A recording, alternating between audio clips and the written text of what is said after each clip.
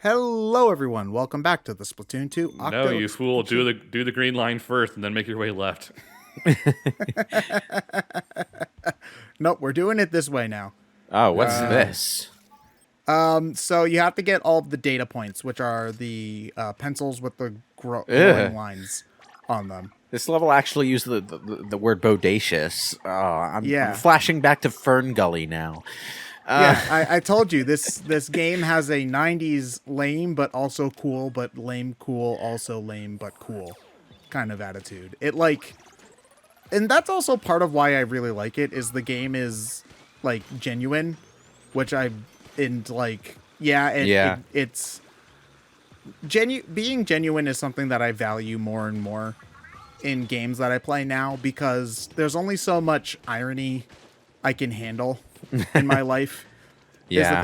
Is the thing. Like ironing is great, and being self-aware is also good, but there does come a line where I get tired of the sarcasm and the kind of oh, we know this is stupid, but we're When gonna do it every anyway.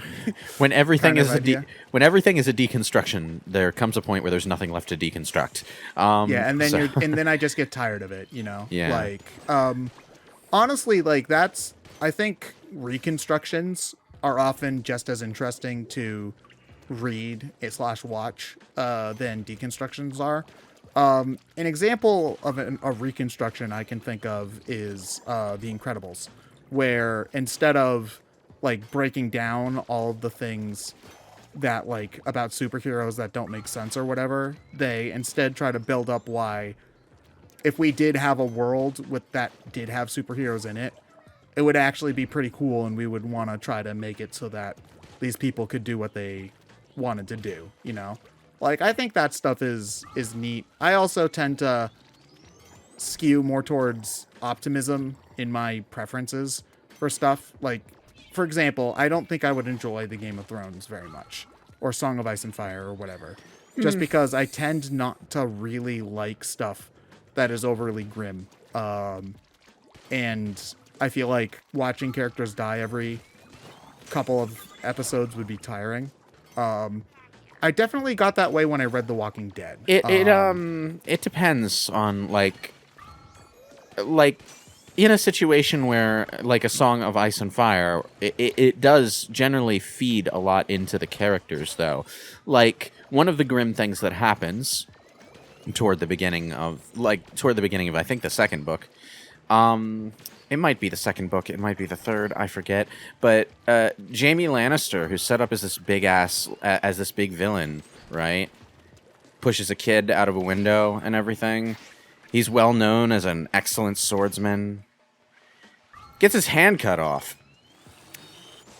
And, you know, that's grim shit, but, like, it's also interesting shit, because it puts that character in a situation that he has to deal with and causes him to develop in a direction that you didn't expect when he was introduced. That's grimness used effectively. Jamie Lannister losing his hand was fucking genius. Does he like become not as shitty of a person after, or Well, does other stuff happen? he's always he's a complicated character from the start. What the situation forces him to have to do is adjust to a situation where his claim to fame has effectively been taken away from him. Like, Oh yeah, because if you're a good swordsman and you lose your hand, you're not sword fighting that much like, anymore. yeah, like everything from the way he's regarded by the characters who hate him to the way his relationship with his sister develops. And if you know anything about Game of Thrones, you know that they're kind of like in that sort of relationship. Oh, Fire Emblem relationship. Got it. Yeah, well, Oh wait, no, they're not called. Oh wait, no, Fire. I forgot about Sacred Stones. Never so mind. my point is, like, it's grimness, but it's grimness that serves a purpose. It's not like The Walking Dead, where the grimness sort of repeats itself ad nauseum through the Oh no, entire Walking Dead story. has exactly one storyline, and it repeats it over and over. Yeah, that was the thing that I was thinking of. Was I got my aunt for Christmas one year got me like the big omnibus of The Walking Dead that had like 50 issues or something in it. And I read through that whole thing really quickly because it was really engaging. I bought the second omnibus. I got halfway through that and then stopped because it was just tiring watching people die over and over and nothing changing. Yeah, and that's the difference between A Song of Ice and Fire and something like Attack on Titan, where people die because it's war. People die. It's a shakeup, and no, well, Attack on Titan really doesn't do that though either. Is the thing. It does it at least half of the time. The other half of the time, the author was just restrained by his editor from doing it. Like at one point Mikasa was supposed to die. Like imagine that version of Attack on Titan. Ugh. But like my point is like when the grimness comes up in A Song of Ice and Fire, and it comes up a lot, that grimness, that bleakness, the tragedy that arises from it always leads to something or causes something to happen or means something. Like even when it's just like the pet direwolf getting killed off because the evil queen decided to be a bitch that day. Irony. But like it means something to the character. Like even in that case, like all of the dire wolves had symbolic significance to the character they were attached to. So the fate that the dire wolf meets means something to the character's later progression. Yeah. There's a reason these books come out so goddamn slowly, you know? When did I know that he's been doing spin-offs and stuff, but when did the last one come out? Like, it's been that would be almost 10 years, right? That would be like A Dance with Dragons, and I don't know when that came out, but I've owned it for a while. He's been too busy working on Elden Souls. Or I'm sorry, Elden Ring, yeah. That's the FromSoft Dark Souls, but not Dark Souls. Yeah, game, right? Yeah, and that should be interesting because like Dark Souls and George R.R. Martin seems like the perfect combination, really, because like not to beat a dead horse with this saying, but A Song of Ice and Fire kind of is the Dark Souls of fantasy fiction, in a lot of ways. What you read it and then suddenly you can't play Crash Bandicoot anymore, or what? Oh man! One of the funniest things I remember is it was MomoCon 2019, I think it was. Was that when the show ended? I saw someone, he was cosplaying as George R.R. Martin, and he had a sign walking around saying "Season 8 was my idea." It just was really, really funny. Man. But yeah, that's actually one of what you were talking about with the grimness serving a purpose. One of my favorite manga right now is Promised Neverland.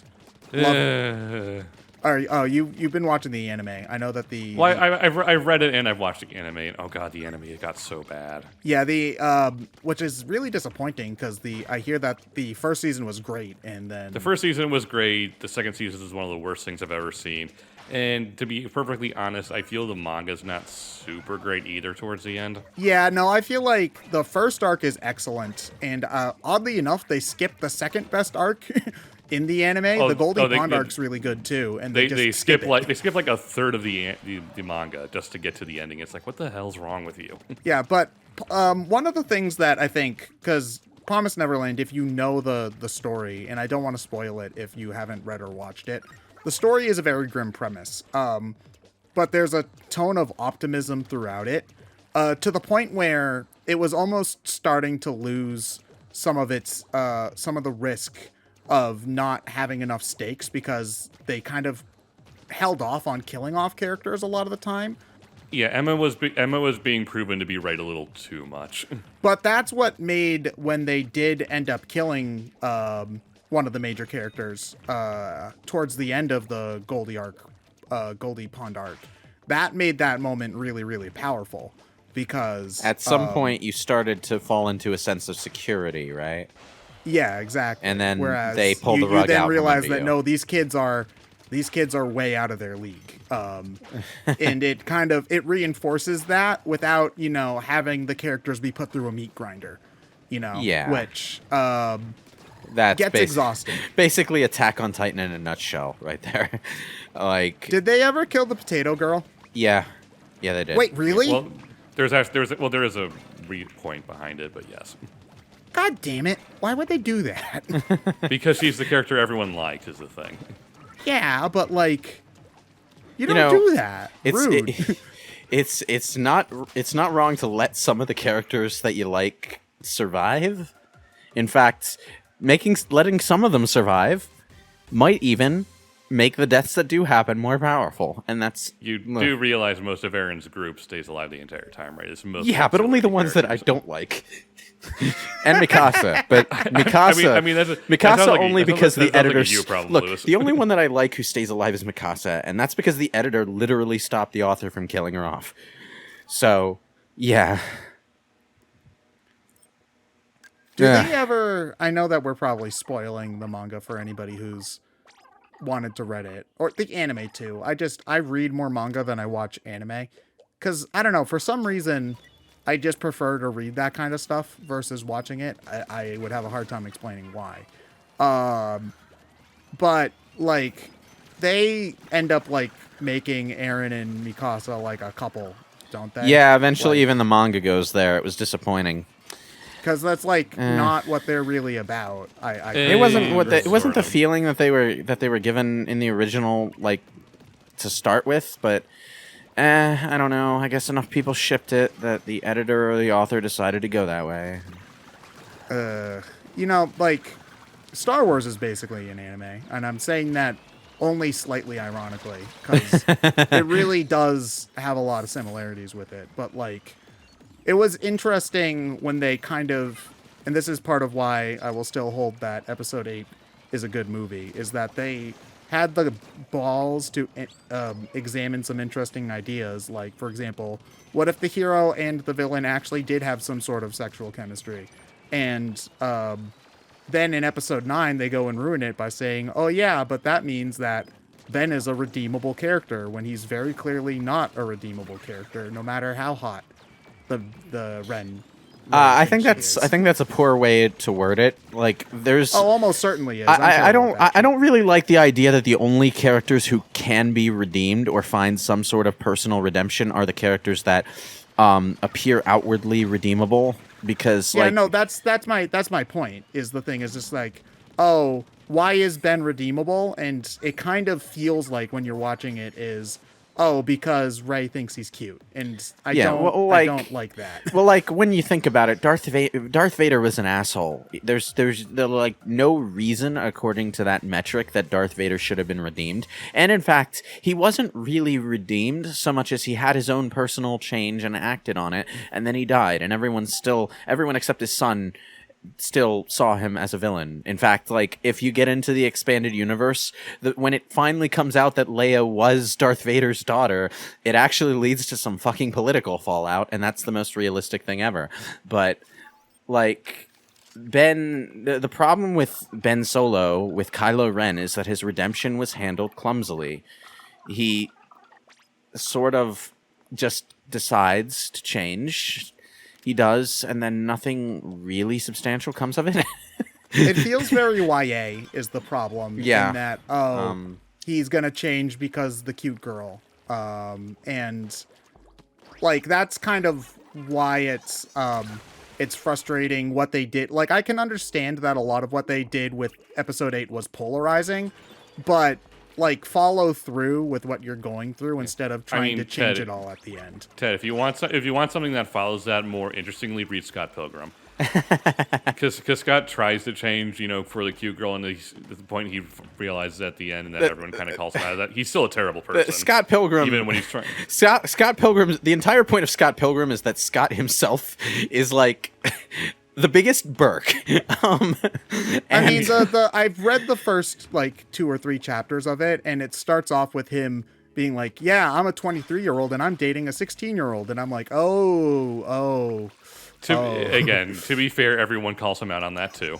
Yeah, no, I know that's the point. I'm just not in the mood to read a book about a terrible person. Well, in Scott Pilgrim's case, there's a kind of sincerity to it.